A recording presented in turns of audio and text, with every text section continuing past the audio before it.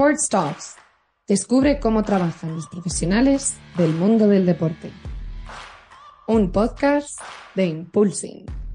Hola, ¿qué tal? Yo soy Alex Tusamen y os doy la bienvenida al episodio 36 de la segunda temporada de las Sports Talks de Impulsing. Último episodio de la temporada, hoy un episodio muy top con el que vamos a cerrar, una entrevista entrevista doble a Juan Carlos Álvarez, director del Máster de Formación Permanente en Coaching y Psicología Deportiva en UNIR, y a Alberto Plácido García, coordinador técnico del título también. Bueno, vamos a hablar con los dos, pero quería destacar muy brevemente también la figura de Juan Carlos dentro del mundo del deporte, porque para que os hagáis una idea, Juan Carlos ha dirigido la primera escuela de coaching ejecutivo creada en España y también uno de los primeros programas de coaching deportivo desarrollados en España en la Real Federación Española del Fútbol, además de su trabajo en el Comité Olímpico Español. También trabajó con Carolina Marín previamente y durante cuando ganó las Olimpiadas. Trabaja, ya os digo, con deportistas, entrenadores y equipos de élite y olímpicos, así con directivos y equipos de alta dirección. Pero bueno, es una de las figuras más destacadas en España dentro del mundo del deporte y en la psicología del deporte, y uno de los pioneros en estas áreas de trabajo. También Alberto es coach deportivo desde el 2018 y actualmente considera a Juan Carlos uno de sus grandes maestros, y bueno, también tocaremos con él un poco cómo trabaja con jugadores y entrenadores, especialmente de equipos de fútbol. Y bueno, vamos a hablar de muchas cosas hoy. Lo primero es que, por supuesto, vamos a hablar del máster en coaching y psicología deportiva que lideran los dos en UNIR, el perfil de sus alumnos, salidas que ofrecen el máster o ejemplos de profesionales que dan clase, para que se vea un poco quién es la gente que imparte todas esas clases desde UNIR. Tocaremos también el papel de la psicología deportiva en el deporte de alta competición, diferencia entre psicología y coaching deportivo. Ojo a estos dos términos que muchas veces llevan a equivocación y no son lo mismo, nos lo van a contar ellos hoy de primera mano. Diferencias y similitudes de trabajar con un atleta, un entrenador o un ejecutivo. También veremos algunos ejemplos prácticos del trabajo de Juan Carlos con Carolina Marín, como hablábamos al principio, y de ese trabajo durante y previo antes de las Olimpiadas que luego ganó, y el acceso al mercado laboral. Es decir, vamos a hablar de qué se necesita para trabajar como psicólogo o coach deportivo, y de si es mejor trabajar para alguien, montártelo por tu cuenta, un poco todas las áreas de acceso a trabajar en este apasionante área de trabajo en la industria del deporte. Último episodio de la temporada, vamos a descansar un ratito. Ha sido un año intenso, lo hemos pasado fenomenal, esperemos que lo hayáis disfrutado tanto como nosotros. Os iremos avisando, pero bueno, volveremos el martes 12 de septiembre, repito, empezaremos la tercera temporada del podcast y os esperamos después de episodio. Y también, pues bueno, os deseamos un muy buen verano y venga, vamos a empezar ya, que es de lo que se trata y por lo que estamos aquí. Bueno, Juan Carlos, Alberto, bienvenidos a las Sports Talks de Impulsing, un placer teneros por aquí. ¿Qué tal? Muy bien, encantados de estar aquí, Alex. Encantado, Alex, muy contento de estar aquí contigo. Bueno, hoy vamos a hablar de un tema que apasiona, como es la psicología y el coaching deportivo, ¿no? Pero bueno, antes que nada, estamos con dos auténticos cracks del sector. Ponernos un poco en contexto para toda nuestra audiencia, ¿con quién estamos hablando? Alberto, si quieres empieza tú, comenta un poquito. Estupendo, muy bien. Bueno, pues mi nombre es Alberto Plácido, Alex. Trabajo actualmente como coach deportivo y coach ejecutivo. Y además soy profesor y coordinador de la parte práctica en el máster en coaching y psicología deportiva que se imparte en la UNIR, la Universidad de Internet de La Rioja. Y bueno, acompaño a Juan Carlos como director del máster a que bueno, los alumnos que están con nosotros obtengan aquello que desean y por lo que quieren formar parte de este máster. Fenomenal. Muy bien, y nada, yo brevemente, mi nombre es Juan Carlos Álvarez Campillo. Podría decir que soy de los primeros que han empezado con temas de coaching deportivo en España, porque cuando yo empecé no había ninguna formación. De hecho, pues creamos algún programa en la Universidad Francisco de Vitoria de coaching deportivo y luego en la Federación Española de Fútbol y Comité Olímpico Español, etcétera, etcétera. Entonces yo ahí tuve oportunidad de, como venía del mundo del deporte y me dedicaba a coaching ejecutivo, de diseñar y de, bueno, liderar un programa en estas instituciones donde vinieron deportistas, entrenadores, etcétera. Y bueno, yo soy psicólogo y coach, aunque trabajo más desde la óptica de coaching deportivo. Y bueno, pues a lo largo de mi carrera, pues he estado trabajando y trabajo con deportistas de élite, he estado con la selección española de fútbol, con Carolina Marín preparando las Olimpiadas de Río y bueno, con muchos deportistas, tanto de élite de fútbol como de otros deportes. Yo os conocía perfectamente porque decir que, obviamente, cuando Vero, la persona que se ha puesto en contacto UNIR para realizar este episodio, me dijo con quién íbamos a hablar, yo ya estaba diciendo sí, por favor, porque la verdad es que, pues bueno, quiero que se os contextualice para que también la gente sepa pues con quién estamos hablando, sobre todo a nivel profesional, ¿no? Con gente que sois como vosotros, con muchísima experiencia y que, bueno, ahora por seguir hilando, estáis liderando el máster de coaching y psicología deportiva en UNIR, ¿no? ¿Cómo es, después de toda vuestra experiencia en el sector, liderar este máster? ¿Qué retos os estáis enfrentando? ¿Cómo trabajáis con vuestros alumnos? El profesorado también es una pasada porque al fin y al cabo, como bien explicáis, sois todos profesionales que trabajan en el sector y vais guiando, ¿no? En base también a vuestras experiencias. Contad un poquito cómo estáis evolucionando todo esto en el máster. Sí, pues comento yo una parte y luego Alberto puede hablar de otra y de actividades que también lo hacemos muy personalizado. Precisamente yo decía la experiencia anterior para la esencia de todos esos programas que tuve la oportunidad de, bueno, pues de diseñar y de impartir en ya muchas instituciones desde hace años. Esa esencia es lo que tenemos en el máster de coaching y psicología deportiva de la UNIR, que es fruto de muchos años de experiencia y de una metodología contrastada porque se ha aplicado y se sigue aplicando con muchos deportistas y equipos, tanto profesionales y de élite como también de base, porque hay mucho trabajo que hacer también a nivel de cantera, de niños y de niñas. Hablamos, Juan Carlos, perdone, de todos los deportes, ¿no? Sí, sí, sí, ahí tenemos, ahora luego comentamos sobre el perfil de alumnos, tenemos de todos los deportes. Siempre, bueno, el fútbol predomina un poquito más, pero tenemos personas de, bueno, de rugby, de tenis, de baloncesto, de, bueno, de todos los deportes, luego lo comentamos un poquito más. Entonces, en este máster precisamente es fruto de todos esos años de experiencia trabajando con deportistas, entrenadores y equipos, con lo cual es súper práctico.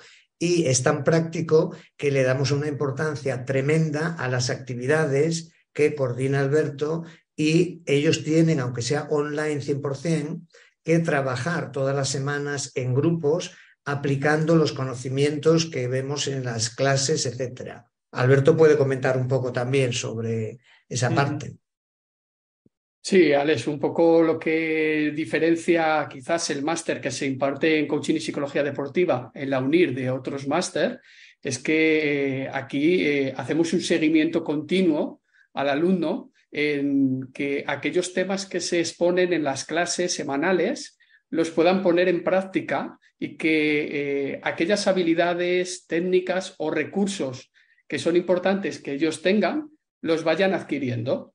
Desde el inicio, Alex, organizamos grupos y como tenemos diferentes perfiles, lo que hacemos es que esos grupos están configurados para que haya distintos perfiles y haya varias perspectivas de trabajo y que sea más útil y enriquecedor para la persona. ¿Y cómo son esos perfiles? Me refiero, ¿los separáis por deporte o por interés profesional o por dónde quieren trabajar en el futuro o cómo coordináis esos perfiles?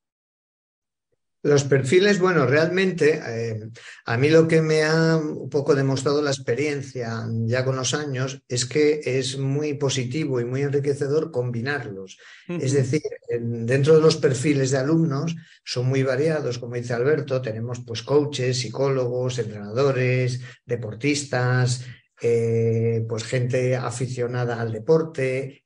Muchos que también a nivel de preparador físico, etcétera. Y lo que buscamos es para que haya un mayor enriquecimiento en los grupos de trabajo, que haya una combinación. Así ven distintos puntos de vista de pues una persona que ya es psicólogo, con otra que es entrenador y aplica alguna herramienta, uno con más experiencia, otro con menos. Eso creemos que enriquece bastante también. O sea, que sea una visión 360 y que cuanto mayor integración, mayor conocimiento un poco de todas las áreas, ¿no? Que influyen. Eso es, O sí. sea, son gente Además, que ya trabaja también en el mundo del deporte, no solo gente que quiere empezar a trabajar como psicólogo o como coach, sino hay de sí, todo. Tenéis muchos entrenadores, ¿no? Como decís. eso es, tenemos los dos perfiles, tenemos Qué bueno. personas que ya están trabajando en el mundo del deporte y otros que, bueno, pues quieren introducirse a trabajar como psicólogo, como coach o entrenadores o preparadores físicos que lo que quieren es adquirir habilidades y herramientas Claro, para poder utilizarlo con sus equipos. qué bueno. ¿Y qué profesores tenéis en el máster? ¿Algún ejemplo que podáis poner de gente con la que trabajáis y que dan esas clases? Sí, bueno, algunos, bueno, Alberto, por ejemplo, que está aquí, Alberto Plácido, es profesor que él da temas de programación neurolingüística aplicada al deporte y coherencia cardíaca. Luego tenemos, por ejemplo, a Miguel Santaolalla, que es también profesor de la Universidad Autónoma de Psicología Deportiva y él trabaja con muchos deportistas y con entrenadores también. Tenemos a Sabina García González, que también ella es psicóloga, psicopedagoga y coach deportivo y trabaja con la Federación de Patinaje, porque ella es entrenadora de patinaje también y patinadora, y también trabaja con equipos de fútbol. Tenemos a Miguel Barco, que es experto en comunicación, porque vemos también muchos temas de comunicación muy importante en el coaching y la psicología deportiva. Y luego, bueno, yo participo también, lógicamente, como profesor, y luego tenemos algunos ponentes invitados, y ahí tenemos desde alguna campeona olímpica que hace una ponencia, son 3, 4, 5 ponentes invitados, depende de la edición. Tenemos a la presidenta de una federación española que también ha aplicado estos temas, por ejemplo, con los entrenadores, con la selección y en los campeonatos de Europa o del mundo han buscado temas de coaching deportivo o psicología para poder utilizarlo. Y luego tenemos también alguna persona del Atlético de Madrid porque la UNIR tiene un convenio y es la universidad oficial del Atlético de Madrid y hay la posibilidad, no para todos los alumnos, porque lógicamente no las plazas son limitadas, Ujú. pero de poder hacer algunas prácticas también con algún entrenador de cantera o jugador del Atlético de Madrid y participan como ponentes algún psicólogo también del Atlético de Madrid y en alguna ocasión también el director de recursos humanos. Claro, o sea, que Alberto, no sé si trabajáis. me he dejado a alguien en el tintero, creo que no, ¿no? No, No, yo, os iba a preguntar, y justo te aprovecho también para preguntar a Alberto, que, joder, o sea, tenéis de todo, es decir, todo ese perfil variado, también me imagino que no es lo mismo trabajar con un jugador, que con un entrenador, que con un preparador físico, que con un propio psicólogo deportivo o coach. O sea, son roles también muy diferentes, ¿no? sí, efectivamente, son roles diferentes, Alex, pero las herramientas son útiles para cada uno de ellos, Ujú. para la función que desempeña luego en su día a día. Incluso tenemos también deportistas de élite que están actualmente en competiciones, que están preparándose para Olimpiadas, etcétera, y en estas herramientas que les facilitamos, en estas técnicas que les aportamos, bueno, pues les son muy útiles para su día a día. Al final, bueno, ellos al finalizar las ediciones nos dan también su feedback Ujú. y nos dicen que, bueno, que están encantados, que salen muy contentos, porque esa parte que hablábamos antes, Alex, de la parte práctica en la cual le hacemos trabajar cada semana, al final del máster obtiene sus resultados. Ellos se esfuerzan durante el periodo completo del máster, pero cuando lo finalizan se dan cuenta que han obtenido algo que es muy importante para ellos. Y algún ejemplo de esas dinámicas, obviamente todo lo que podáis contar, pero de cara a cómo se trabaja eso prácticamente.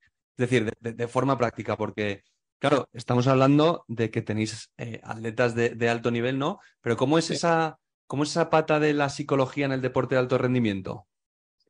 Bien, esto está muy bien que lo preguntes porque a veces la gente piensa, bueno, pero si es un máster online o si esto se trabaja online, ¿cómo puede tener efecto? Entonces, a mí me gustaría dar ahí como introducción lo siguiente. Yo, por ejemplo, cuando estuve trabajando con Carolina Marín y preparamos las Olimpiadas y quedó campeona olímpica, casi todo el trabajo, o la mayoría, lo hacíamos online, porque estaba viajando casi todo el tiempo. En bádminton la mayoría de torneos son en Asia, con lo cual se podía pasar 15 días o un mes en Asia y trabajábamos online. Cuando estaba en Madrid, vale, sí, yo iba al centro de alto rendimiento, pero la mayoría era online. Y, por ejemplo, por dar otro caso real y práctico, con el Sevilla, que yo he estado 3 años trabajando, el Sevilla de Primera División, esos 3 años yo he ido alguna vez puntualmente en pretemporada y durante la temporada, pero el resto del tiempo he Online. estado trabajando online con los jugadores. Con lo cual,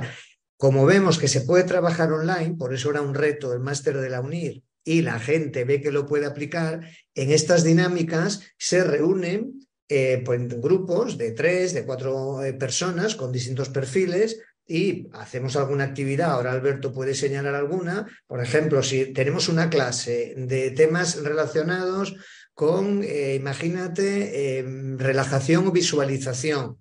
Pues ellos luego, aunque uno esté en Latinoamérica, otro esté, como nos pasó, en Francia, otro esté en Madrid y otro esté en Cádiz, si es un grupo así.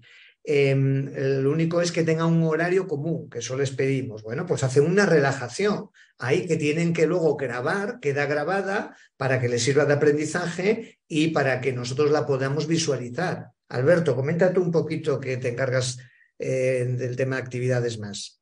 Sí, un poco lo que hacemos es que en esos grupos de 3 o 4 personas, Alex, les pedimos que cada uno de ellos desempeñe el rol de coach, el rol de coachee o el rol de observador.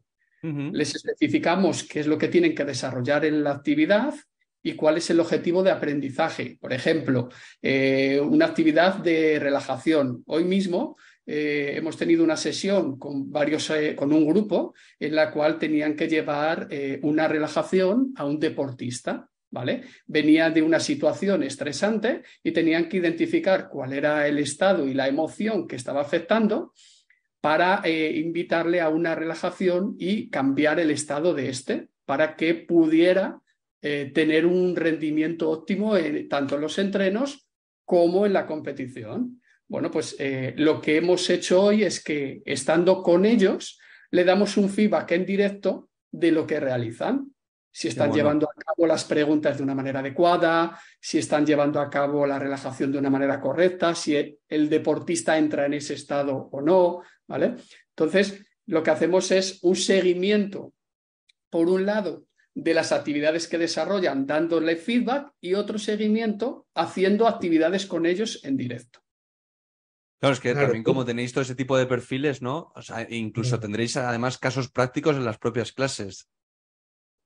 Sí, sí, sí. En las clases lo que ocurre es que Casos ellos reales, mejor dicho. comentan muchas situaciones. Eso Claro, es de, mira, pues yo con el equipo me ha pasado esto, o en una situación. claro. Si es deportista en un campeonato, nos comentaba una persona de natación, por ejemplo, pues cómo podía aliviar la tensión los minutos antes de la prueba para estar concentrado y cuando dan el pistoletazo de salida.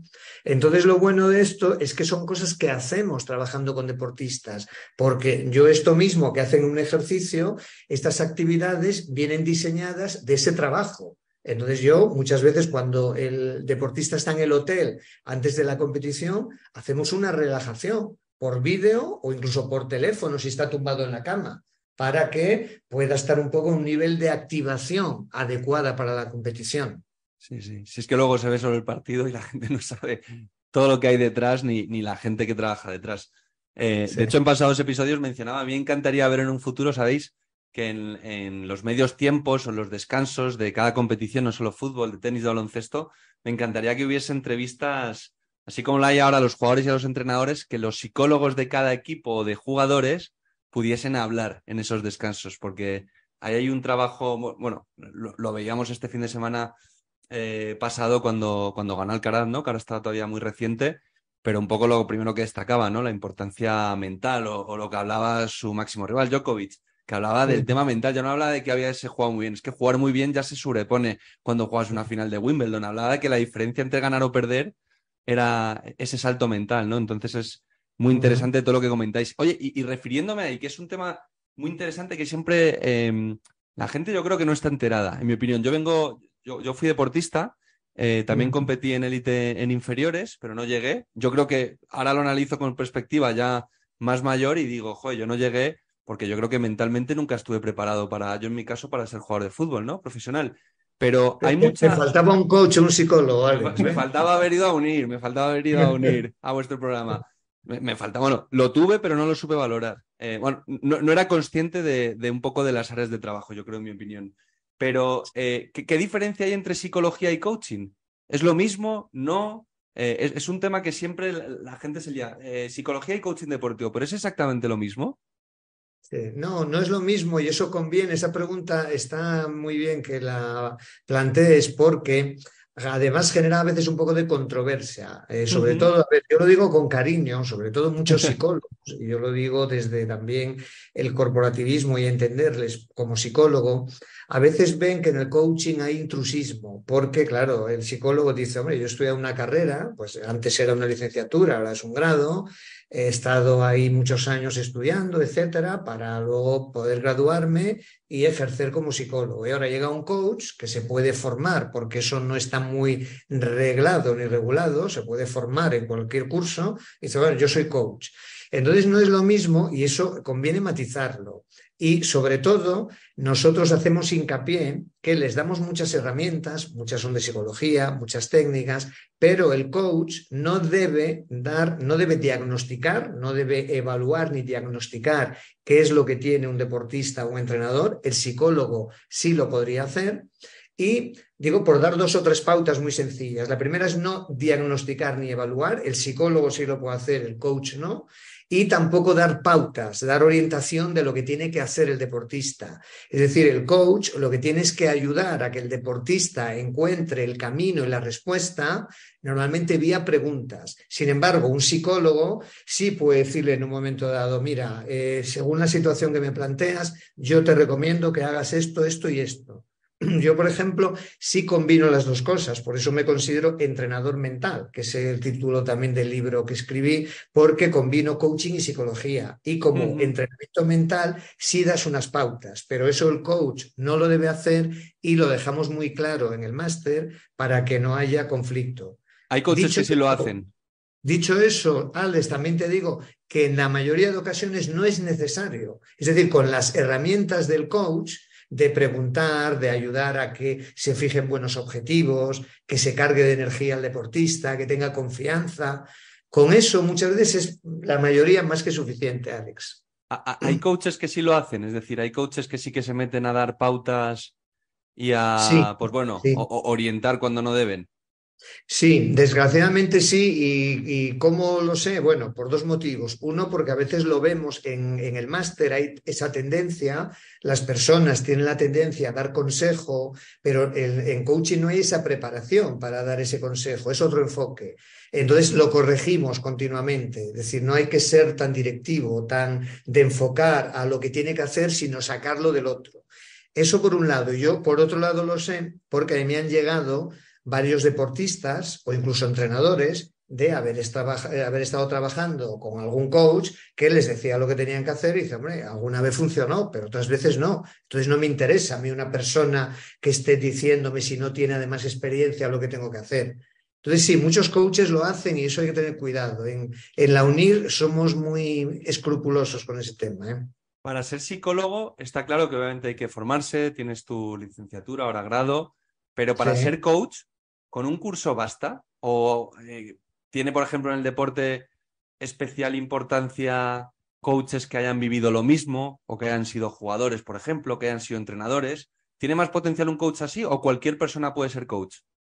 Comenta si quieres algo, Alberto, y luego lo amplío yo un poquito. Sí, yo, como desde mi propia experiencia, Alex, porque yo soy únicamente coach, yo no soy psicólogo, considero que aquella persona que quiere trabajar con deportistas, con entrenadores, tiene que tener en cuenta, lo primero que tiene que tener en cuenta es que va a trabajar con personas.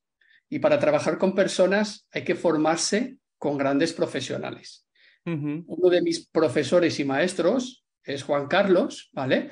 Y bueno, yo la formación que he recibido no tengo ningún grado, pero me sigo formando a pesar de seguir trabajando, ¿vale? ¿Por qué?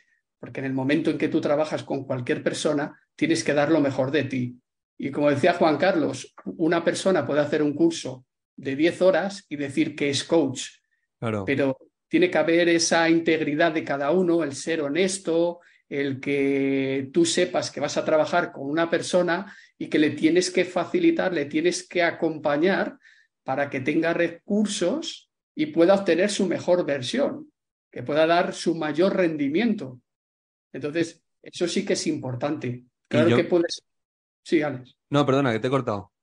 No, te iba a decir que claro que coach puede ser cualquier persona, que no está arreglado, pero que algo fundamental es que tienes que saber qué es lo que tú quieres hacer y cuáles son los principios que de alguna manera tienes que tener como profesional. No, es que en relación a eso que decías, te iba a decir que me parece muy interesante porque además, bueno, luego será, yo que he trabajado también con psicólogos deportivos cuando jugaba, luego al final es el propio atleta el que si está contento y ve que las cosas funcionan, sigue confiando, sea psicólogo, coach, o sea, al fin y al cabo, si tú estás a gusto, las cosas funcionan y esa persona te está transmitiendo profesionalidad y te está dando unas herramientas que encima te están ayudando a nivel resultados, vamos, es el propio deportista el que valida eso propiamente, ¿no? Y es el que te va a traer más deportistas para trabajar en el futuro, el que te va a seguir desarrollando a ti, el que tú también quieras seguir desarrollándote, pero lo que decías tú muy bien, Alberto, vamos, coincido plenamente. Si tú haces un curso de 10 horas, te dan un deportista, tienes la suerte de poder empezar a trabajar con un deportista, con un entrenador o con cualquier actor del sector, ¿no? Que vayas a trabajar, pero luego tú no te sigues formando, el servicio que das es una patata, ya se encarga el propio deportista de, vamos, meterte ahí una cruz que no te va a dar para poder hacer carrera de esto, ¿no? Vamos. Correcto.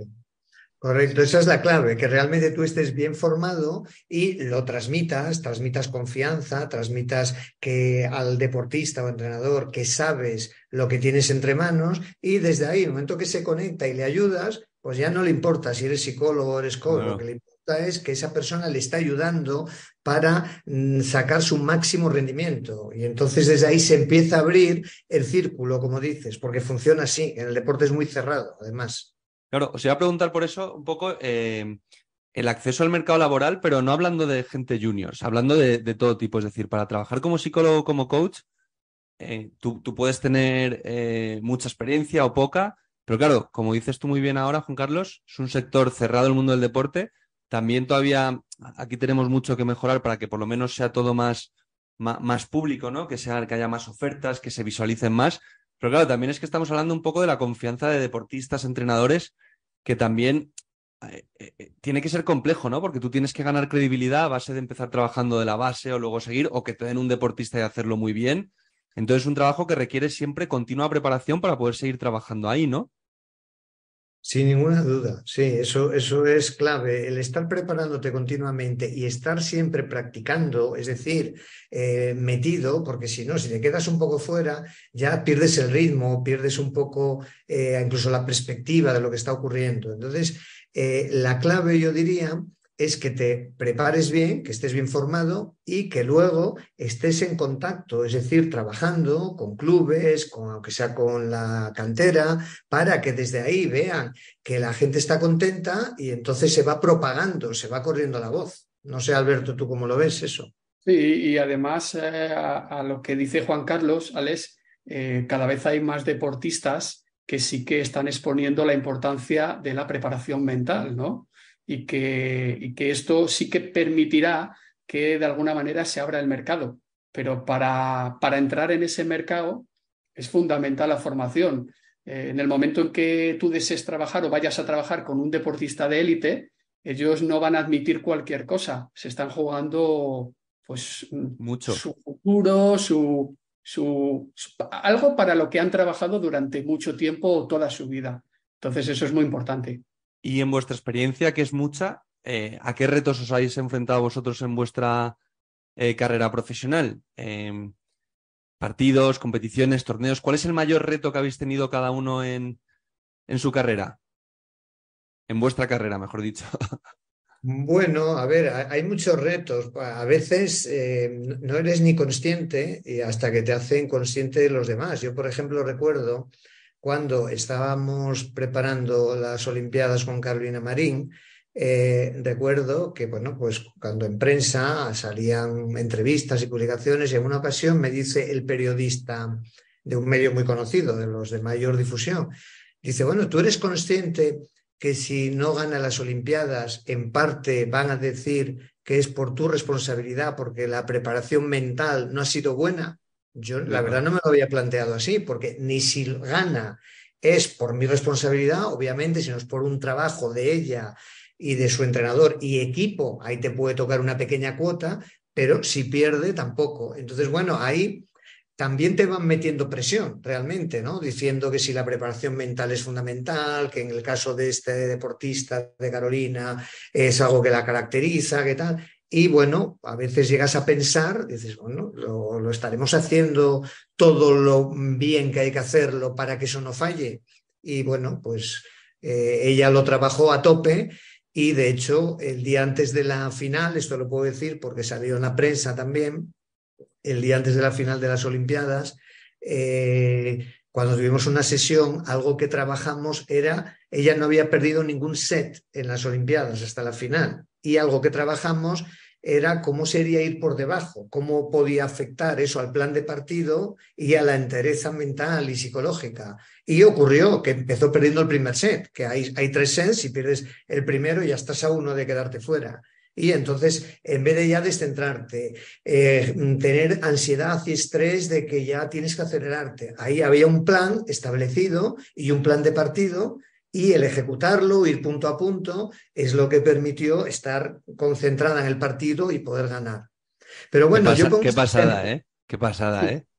Sí, sí, eso es un ejemplo, por ejemplo, que es muy, muy, muy evidente, muy claro, ¿no? Sí, sí, Y luego, sí. bueno, con a nivel de futbolistas, bueno, podría dar nombres, pero no hace falta, pues, de algunas finales a nivel de Campeonato de Europa. Bueno, yo tuve la suerte en el último Mundial de los 4 equipos semifinalistas de haber estado trabajando con jugadores de 3 equipos, es decir, de Marruecos, de Francia y de Argentina. Entonces, bueno, eso también es un privilegio, poder trabajar con gente de ese nivel, pero no siempre tienen que ser de élite. Con chicos también jóvenes, por ejemplo, que yo trabajo, y ahora le doy paso a Alberto a que comente, con chicos jóvenes, a veces que tienen un torneo, por ejemplo, que tenía con un tenista ahora joven, no consolidado, pero que dentro de su nivel es de los más destacados, tenía un torneo importante ahora y tenía una presión brutal, como tiene un deportista de élite. Es decir, que esos son retos para mí a veces con los chicos jóvenes, también son retos igual de importantes porque yo les respeto y lo hago con todo el cariño, como si fuera un deportista de élite. Alberto, no sé lo que quieres comentar tú. Sí, bueno, yo decirte, Alex, que con las diferentes disciplinas deportivas con las que trabajo, recuerdo específicamente el trabajo con 2 jugadores de fútbol, uno de ellos que en una de las sesiones me dice que no tiene claro si quiere seguir siendo jugador de fútbol profesional o qué. ¿Por qué? Por lo que comenta Juan Carlos, hay muchos momentos de presión, hay situaciones que no están canalizando, no gestionan. Y bueno, la verdad es que escuchar eso a un jugador de fútbol profesional, pues es chocante. Y de alguna manera lo que hacemos es trabajar y acompañarle para que él tenga otras perspectivas, para identificar esas creencias que le hacen llegar a esa conclusión y poder trabajarlo y que de alguna manera, una vez que él tenga otras perspectivas, hayamos trabajado sobre esas creencias, tome la decisión que tenga que tomar. Actualmente sigue trabajando, sigue jugando como jugador de fútbol profesional y la verdad es que a mí me pareció algo interesante. Muy No, interesante, diría yo. Muy interesante de ver gente que a lo mejor crees que tiene todo y que son los privilegiados, también lo que sufren ellos por dentro, ¿no? O sea, correcto. lo complicado que es el coco. Oye, muy interesante y muchísimas gracias porque, vamos, podría estar preguntando cosas de estas, pero tenemos el tiempo que tenemos siempre para los episodios y me encantaría cerrar este capítulo preguntándoos, como preguntamos siempre a nuestros entrevistados, si nos podéis resumir cada uno un consejo que le daríais a vuestro yo de hace 10 años o a vuestro yo del pasado con todo lo que ya sabéis. Sí, yo te diría que además lo he aplicado y lo aplicamos, también lo transmito en el máster para que les pueda servir a los alumnos. Ese consejo es que no pierdas nunca la capacidad de soñar, de tener ilusión y desear cotas altas, porque a veces me dicen muchas personas, bueno, es que, claro, el riesgo es que si sueñas un poco alto, no lo consigues y te puedes frustrar. Digo, bueno, esa es una manera de verlo, pero otra que funciona, porque yo con los deportistas sí lo trabajo mucho y conmigo me lo he aplicado desde hace 10 años y más, es pensar un poco en grande, hasta dónde te gustaría llegar, qué sería lo máximo a lo que podrías aspirar. Y eso lo que hace es que te tengas que preparar y trabajar mucho más que el que no tiene esas aspiraciones. Con lo cual, yo creo que esa capacidad de soñar y conseguir lo máximo que podemos alcanzar nos va a poner en movimiento y nos va a hacer trabajar más que otros que no están pensando en eso. Verlo como oportunidad y no como miedo, sí, señor. Claro, eso es, correcto. ¿Y Yo tú, te Alberto? diría, sí, yo te diría, Alex, y algo que aprendí de Juan Carlos y que también se habla en el máster, es ya que me preguntas qué le diría a mi yo de hace 10 años, pues te diría que sería el pasar de el yo durmiente, ¿no? Esa persona que aún no es consciente, al yo realizado. Juan Carlos es algo que a mí me enseñó, es algo que de alguna manera va en línea con lo que está diciendo, tener esa visión para que cada día tengas claro cuál es el camino que puedes seguir para obtener lo que tú deseas. Entonces yo recalcaría ese aspecto, ese punto. Ser Claro, me protagonista. gustaría, Ale, solo una cosita sobre esto, efectivamente. Es que el yo durmiente, lo decimos cuando tú vas en automático, te levantas todos Sí, los días, vas a entrenar, haces lo mismo, no piensas en qué grande puede ser y cómo sería llegar a lo máximo, sentirte realizado en lo que haces, sea un sí, chico joven, sea un profesional de élite o sea un entrenador. Y eso te conecta de otra manera con el deporte también. sí. Creerte y ser consciente de que tú también puedes hacer las cosas. A mí eso me Eso parece es, eso es. fundamental. Los otros 3 yoes, Alex, de los 5 que hay, ya los comentamos en el máster. Bueno, a mí me encantaría, bueno, ya después de grabar este episodio, que va a ser el último de esta temporada, por supuesto, coordinar en cada temporada, me encantaría que os pasarais, porque creo que es muy interesante y que, bueno, conversaciones como estas yo creo que son de muchísimo interés. Os doy las gracias enormemente por haber participado, por cerrar temporada con nosotros y nada, un abrazo muy fuerte tanto a Alberto como a Juan Carlos y muchísimas gracias por estar hoy aquí con nosotros. Gracias Muchas gracias a ti y a todos los que lo vean y lo escuchen. Un fuerte igual. abrazo. Y Alex, un saludo para todos. Gracias.